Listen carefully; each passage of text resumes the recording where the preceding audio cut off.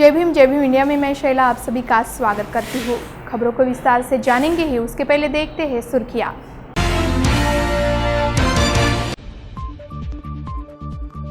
महाराष्ट्र के बुल्ढाना जिले में रेत माफियों को लाखों का जुर्माना, अवैध रेत उत्खनन के कारण लगा जुर्माना।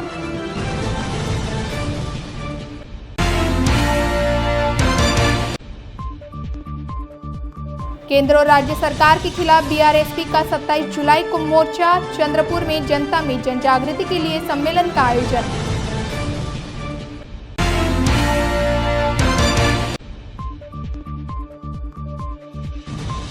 और विदर्भ राज्य की मांग के लिए भंडारा में कार्यशाला का आयोजन।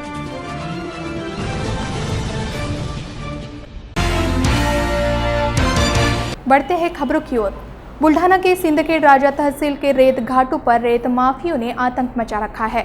अवैध रूप से रेत का खनन कर उसको संग्रहित किया जाता है, जिसमें रोकने के लिए नायब तहसीलदार वीर साहब की नियुक्ति की गई। नायब तहसीलदार वीर साहब ने कड़ा शिकंजा कसते हुए 8 दिनों में 4.5 लाख रुपयों का जुर्माना वसूल किया। बुल्ढाना जिले में पिछले कुछ समय से रेत माफिया ने आतंक मचा रखा था। रेत माफिया अवैध रूप से रेत का खनन कर उसकी तस्करी कर रहे थे। इसे रोकने के लिए जिला प्रशासन ने नायब तहसीलदार के पद पर वीर साहब की नियुक्ति की, जिसके बाद नव नियुक्त नायब तहसीलदार ने रेत माफिया पर अपना कड़ा शिकंजा कसते हुए 4.5 लाख रुपए जुर्माने के तौर पर वसूल किए। प्रशासन की ओर से सभी स्तर पर वीर साहब की प्रशंसा हो रही है और साथ ही रेत माफिया में डर बना हुआ है। मी दिनांक 1 जुलै 2016 रोजी नायब तहसीलदार महसूल या पदावर रुजू झालो। रुजू झाल्यानंतर विविध प्रकरणामध्ये विविध गावामध्ये माझ्या सर्कलमध्ये अवैध ढोल खनिजावर आळा बसण्याकरिता आदेशानुसार कारवाई केली। याच्यामध्ये 4,50,000पर्यंत दंड आकारला। तसेच माझ्या सर्कलमध्ये या दरम्यान विविध गावांमध्ये वेगवेगळ्या ठिकाणी बऱ्याच ठिकाणी अवैध स्वरूपाचे रेती साठे आढळणारे आहेत। यावर कारवाई करण्याकरिता संबंधित गावाचे तलाठी व मंडळ अधिकारी यांना स्थळ पंचनामे करून अहवाल सादर करण्याबाबत आदेश केले आहेत। सदर अहवाल प्राप्त होताच माननीय जिल्हा खनिज कर्माधिकारी यांना सादर करण्यात येऊन सदर रेती साठ्याचे लिलाव करण्याबाबत योग्य ते आदेश प्राप्त करून घेण्यात येईल, जेणेकरून शासनाच्या महसुलामध्ये वाढ होईल। तसेच अवैध चालणारे वाहन जसे टिप्पर, ट्रॅक्टर व इतर वाहनांवर आळा बसवण्याकरता कारवाई सुरू ठेवण्यात येईल। चंद्रपुर जिले में बहुजन रिपब्लिकन सोशलिस्ट पार्टी की से जिला स्तरीय कार्यकर्ता सम्मेलन का आयोजन किया गया। शुक्रवार को महाराष्ट्र के चंद्रपुर जिले में आयोजित इस सम्मेलन का मुख्य उद्देश्य आगामी 27 जुलाई को केंद्र और राज्य सरकार के धोरण के विरोध में आयोजित मोर्चे को कामयाब बनाने के लिए इस सम्मेलन का आयोजन किया गया। महाराष्ट्र के चंद्रपुर जिले में शुक्रवार को बहुजन रिपब्लिकन सोशलिस्ट पार्टी की ओर से जिला स्तरीय कार्यकर्ता सम्मेलन का आयोजन किया गया।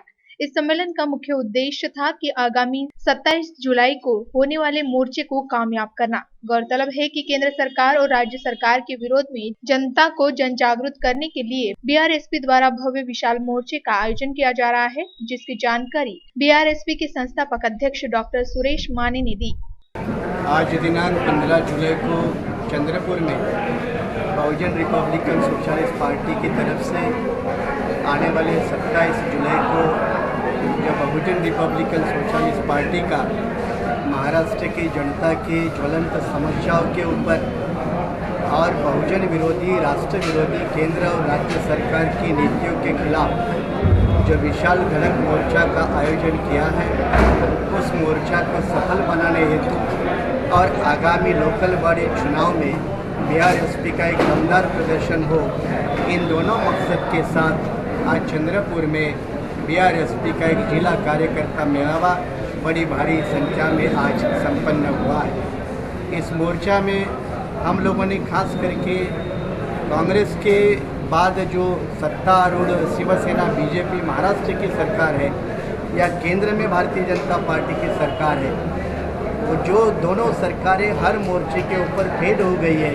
चाहे किसान की आत्महत्या हो, चाहे आरक्षण का मामला हो, चाहे आदिवासी विकास का मामला हो, चाहे ओबीसी सेंसस का मामला हो, चाहे मुस्लिम आरक्षण का मामला हो, या राज्य में 1.5 करोड़ भटके विमुक्त जाति के लोगों का मामला हो, ये सारे लोगों की समस्याओं को लेकर, चाहे ब्लैक मनी का मामला हो या अर्थव्यवस्था में सुधार लाने का मामला हो, ये सारे मामलों पर भारतीय जनता पार्टी की सरकार एक उद्योगपति और भांडवलदारों का वर्ग छोड़कर बाकी बहुजन समाज के लिए महंगाई की मार से लेकर अर्थव्यवस्था के ऊपर बुरे परिणाम, इसका घोर विरोध राज्य और देश की जनता ने करना चाहिए।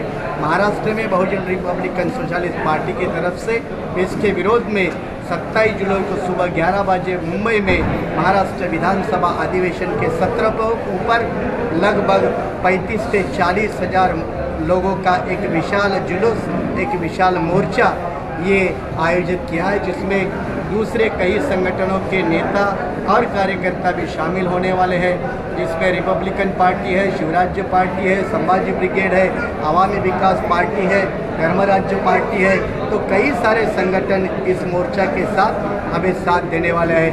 तो सरकार को एक चेतना, एक इशारा देने के लिए ये बीआरएसपी के मोर्चा की तैयारी के लिए आज चंद्रपुर में एक कार्यकर्ता मेला व संपन्न हुआ, जिसमें हमारे आदरणीय खोबराडे जी परिवार के भी सदस्य आज के मीटिंग में शामिल हुए। उनका भी हम शुक्रिया अदा करते हैं।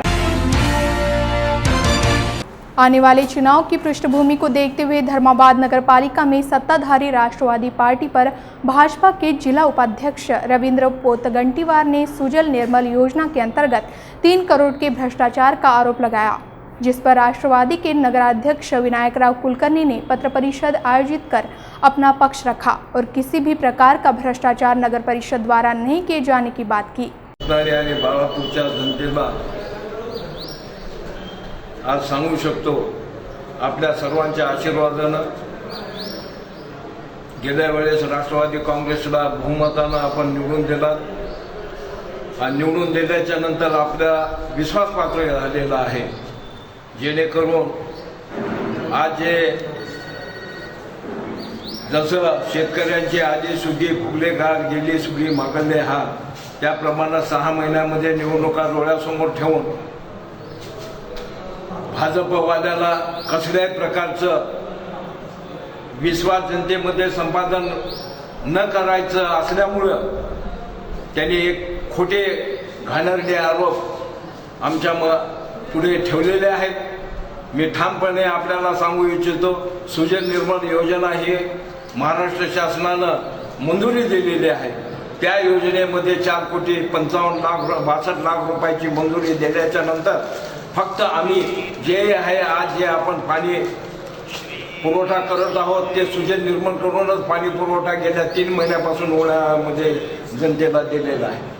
आणि ही जनता जनार्दनाचं गेलं तर विरोधक म्हणतात 3 कोटीचा भ्रष्टाचार। मुळातच त्या कॉन्ट्रॅक्टरला, गुत्तेदाराला जे आपण देय दिलेलं आहे त्या पाईपलाईनचं देय दिलेलं आहे, जेणेकरून बाबळी बंधाऱ्यापासून ते आज आपल्याकडे इंटरवेलमध्ये म्हणजे धर्मावा शहराच्या पाईपलाईनला जोडणी केलेली आहे आणि त्याच पद्धतीनं आता कधी पाणी सुद्धा चालू आहे।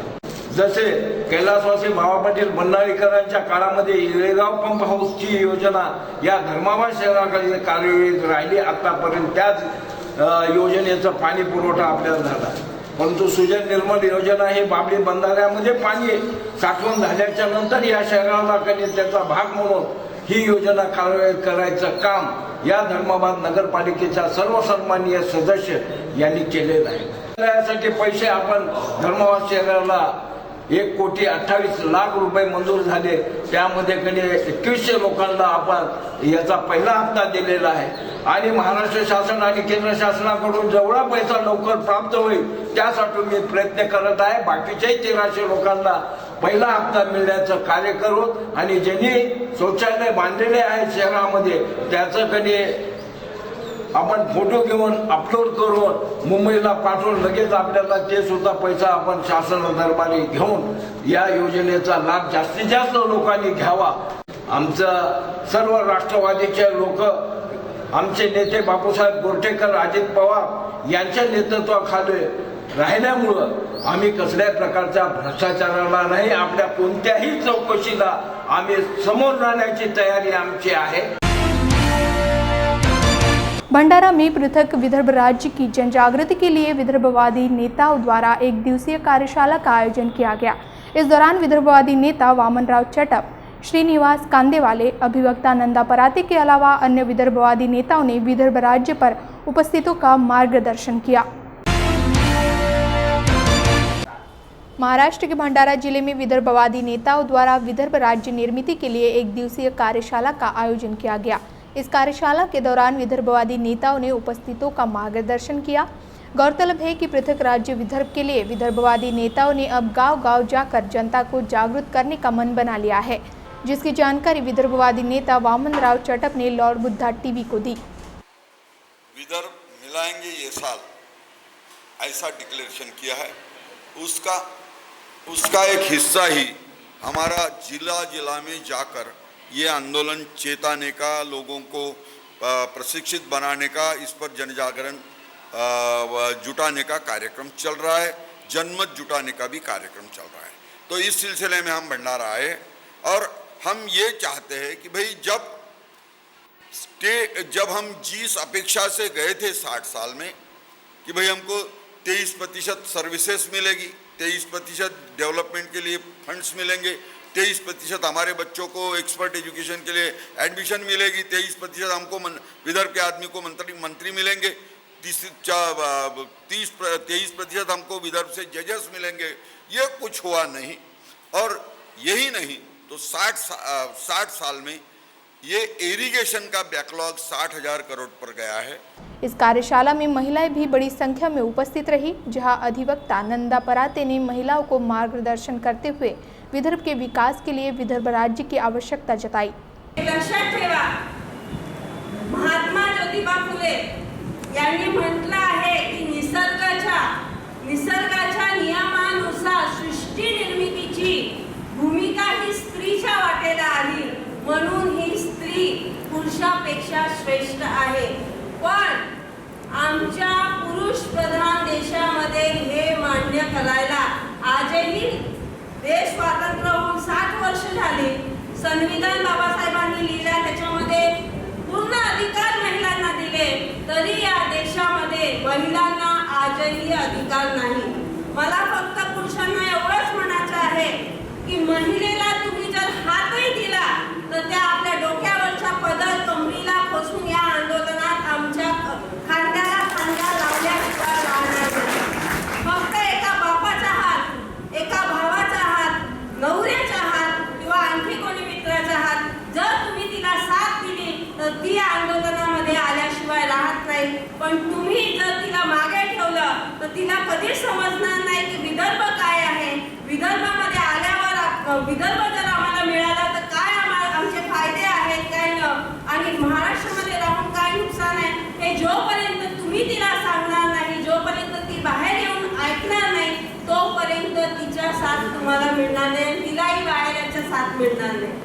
म्हणून इथे उपस्थित सर्व पुरुषांना आग्रहाची विनंती करते, आम्ही जे कार्यक्रम घेऊन आलेलो आहोत विदर्भ राज्य आंदोलन समितीच्या माध्यमाने एक निमंत्रणही आम्ही तुम्हाला द्यायला आलेलो आहोत की गडकरी साहेबांच्या वाड्यावर 9 ऑगस्टला जो कार्यक्रम आहे तो कार्यक्रम कुठल्या पार्टीचा नाही, कुठल्या नेत्याचा नाही, विदर्भामध्ये राहणाऱ्या एका विदर्भवादीचा आहे आणि सहकुटुंब तुम्हाला त्या कार्यक्रमामध्ये उपस्थिती दाखवायची आहे।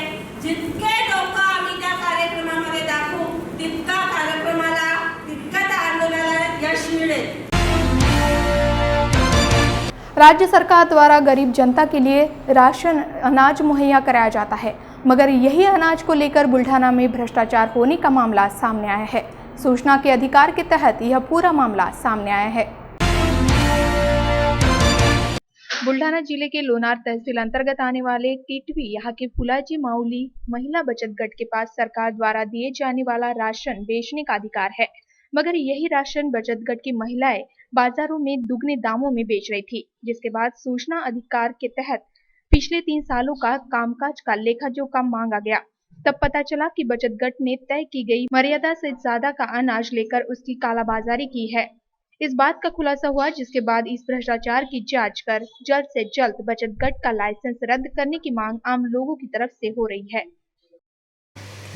टिटवी गावचं जे स्वस्त दुकान जे फुलाजी माऊली बचत गट यांच्याकडचे दुकान आहे, याच्यात असा भ्रष्टाचार चालू आहे की सी फार्म महिन्याला जो माल येतो गावामध्ये, त्यात सी फार्म घेतल्याशिवाय दुसरा माल उचलला जात नाही.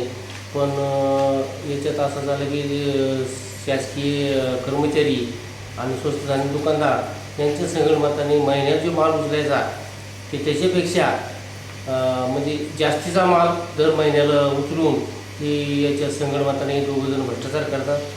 तरी या दुकानची आम्ही कागदपत्राची चौकशी केली तर याच्यामध्ये बाहेरच्या अधिकारात आम्ही पूर्ण कागदपत्र सी फार्म,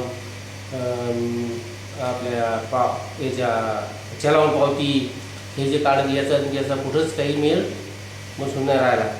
तरी अशा सखोल चौकशी करून या भ्रष्ट याच्यावर कर्मचाऱ्यावर किंवा स्वस्त धान्य दुकानावर याची चौकशी करून याचं दुकान निलंबित करण्यात यावं असे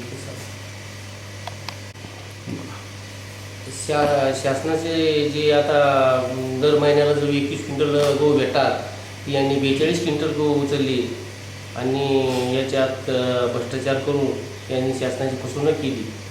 फुलाजी माऊली बचत गट यांना स्वस्त धान्य दुकान मिळालं आहे. त्यांना ज्या गावामध्ये 21 क्विंटल माल लागते तो माल त्यानं 42 क्विंटल आणून कर्मचारी आणि दुकानदार मिळून दोघं जास्त माल उचलून गावामध्ये जेवढं वाटत नाही आणि ते जे माल जास्त उचलून आणलं त्यानं जो माल आमच्या गावामध्ये 21 क्विंटल लागते ते त्या 42 क्विंटल माल उचलतात आणि जे याच्यामध्ये कर्मचारी जे भ्रष्टाचारी आहेत त्यांना निलंबित करण्यात यावं आणि जे दुकान आहे आमच्या गावाचं ते दुकान सस्पेंड करण्यात यावं.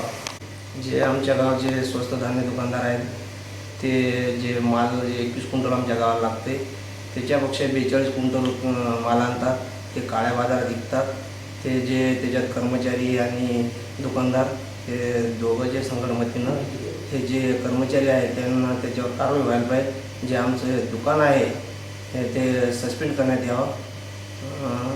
जे बोला हे जे माल उचललं जे आम्ही माहिती अधिकाराखाली माहिती मागितली होती त्या माहितीच्या आधाराखाली त्यांना आमच्याला आढळून आलं माहिती जास्त माल उचलल्या गेलं म्हणून, त्यामुळं आम्ही ती तक्रार केली. आणि ते आढळून आलं की ते जास्त माल प्रत्येक महिन्याला उचलतात. जे माल उचलतात ते काळ्या बाजारात विकतात.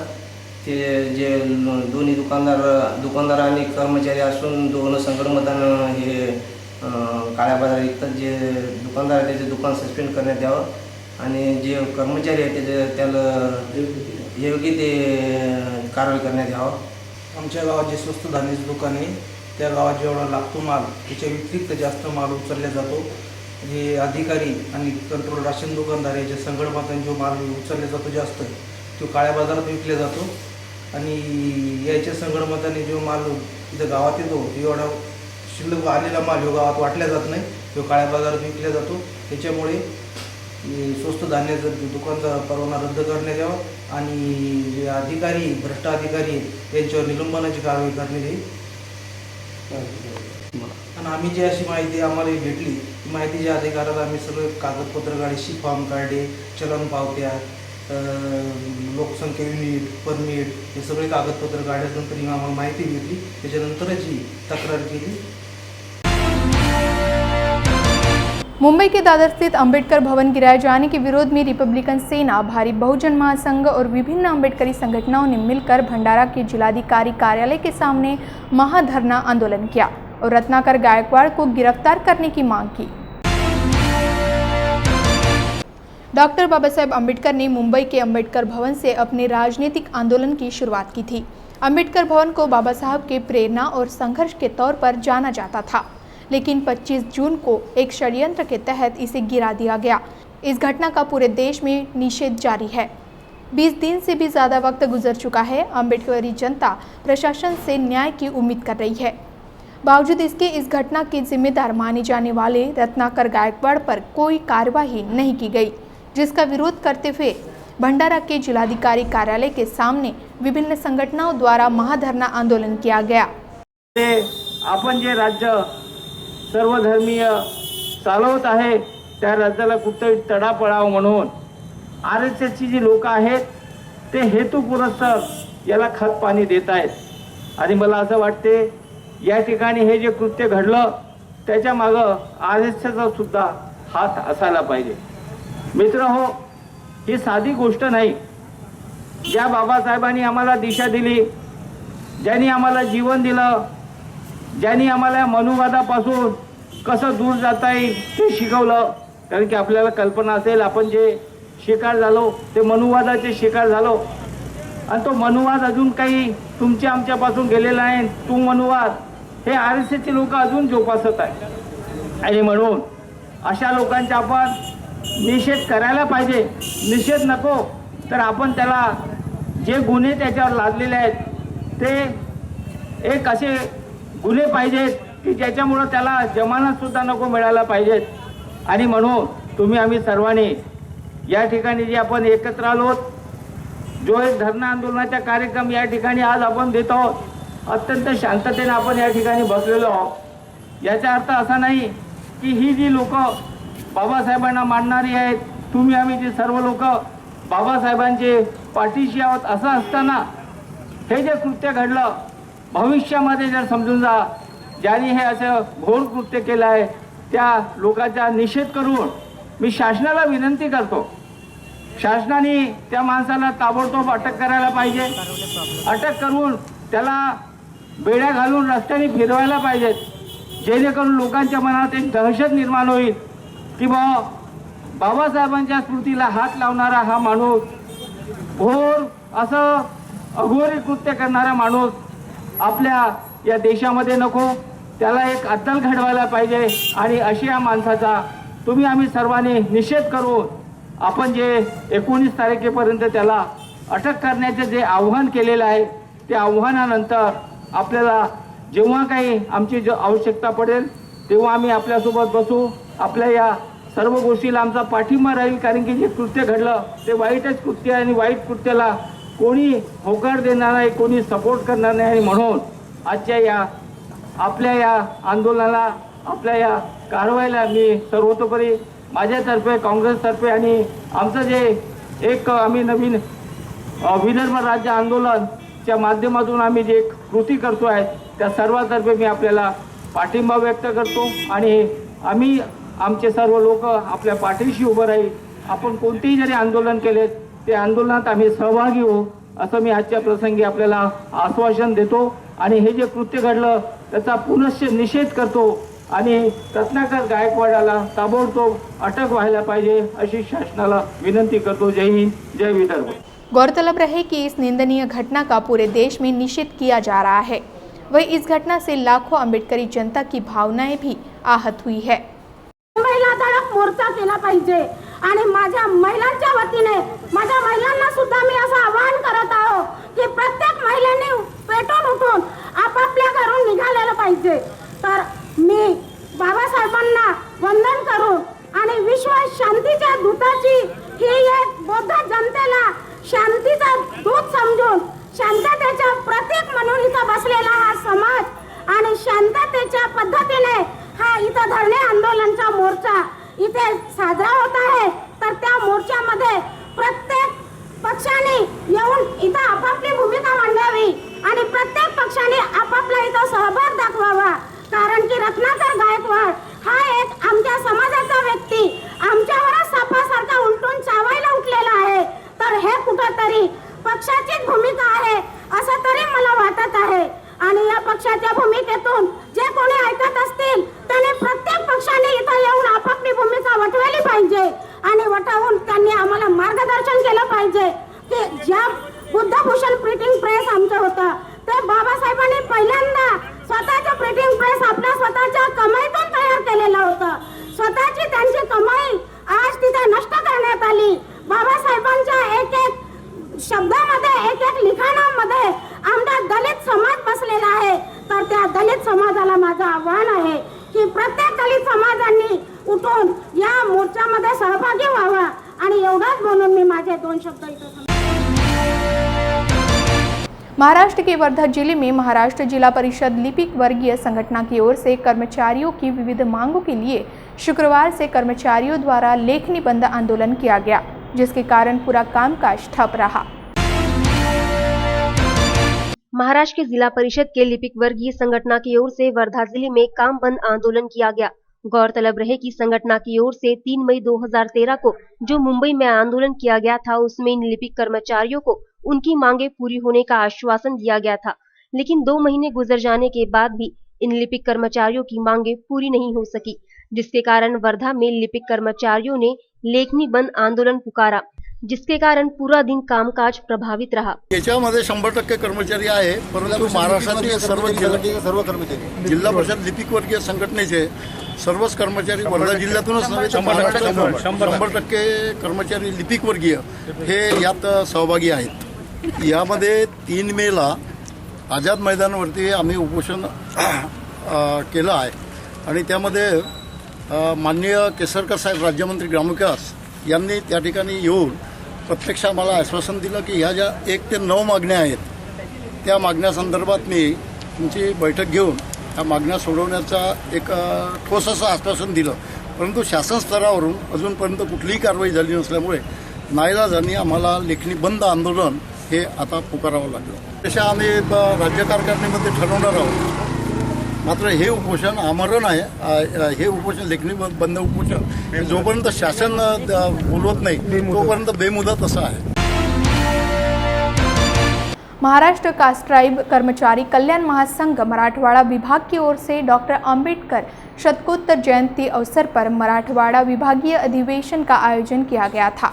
महासंघ के केंद्रीय अध्यक्ष परमेश्वर माटे इनकी अध्यक्षता हुए इस अधिवेशन का उद्घाटन परभनी के मुख्य कार्यकारी अधिकारी सुशील खोडवेकर के हाथों किया गया।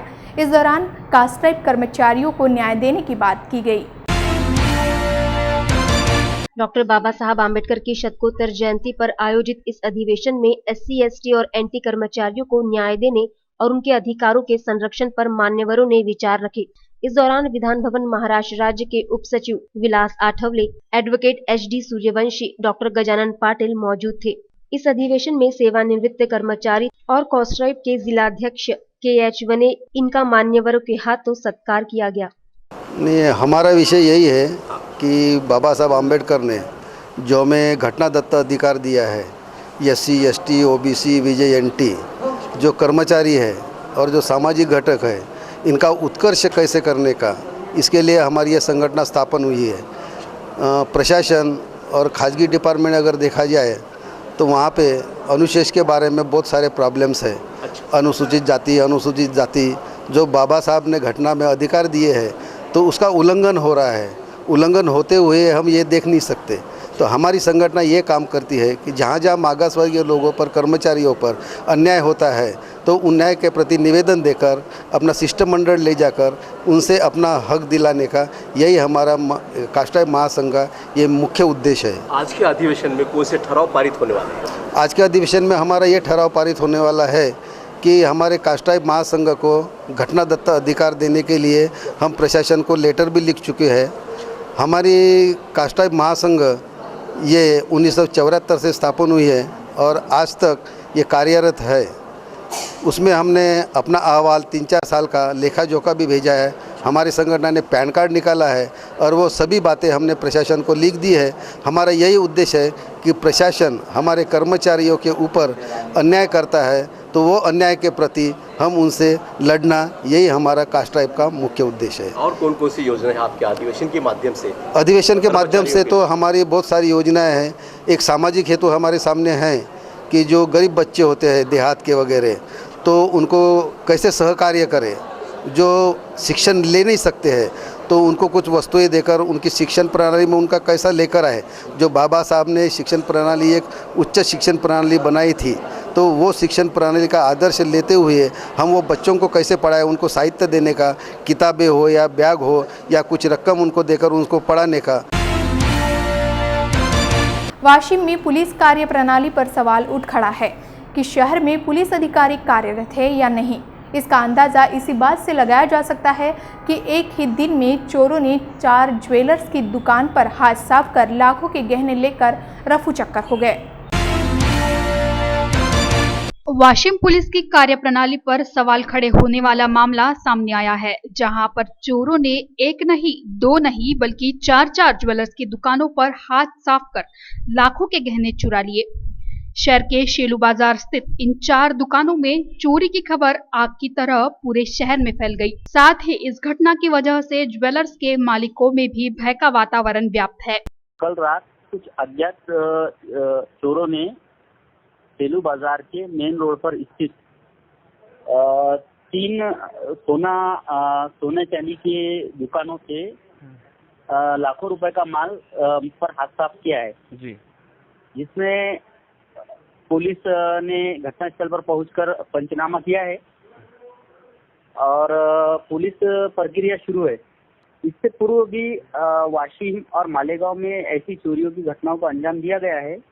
मात्र शेलू बाजार के महावीर ज्वेलर्स, सिद्धेश्वर ज्वेलर्स, पायल ज्वेलर्स और एक अन्य सोनी की दुकान पर इन चोरों ने रात के अंधेरे का फायदा उठाकर और पुलिस गश्त रात के समय पर कम होने के कारण इसका सीधा फायदा उठाकर इन सोना व्यापारियों की दुकान से सोने चांदी को लूटा है, जिसकी कीमत लगभग 1 लाख रुपए के ऊपर बताई जा रही है। और इन व्यापारियों में के साथ ही शेलू बाजार के ग्रामीणों में भी इन चोरों के प्रति दहशत का माहौल है। जी बिल्कुल, कारण कि शेलू बाजार ये गांव मुंबई नागपुर हाईवे रोड पर स्थित गांव है और इस गांव से लेकर लगभग जऊलका तक मंगोलपीर पुलिस का रात को गश्त रहता है। मात्र इन दिनों पुलिस का गश्त कम होने के कारण ही ये घटनाएं घट रही है। जय भीम इंडिया में आज के लिए बस इतना ही। मुझे दीजिए इजाजत। जय भीम।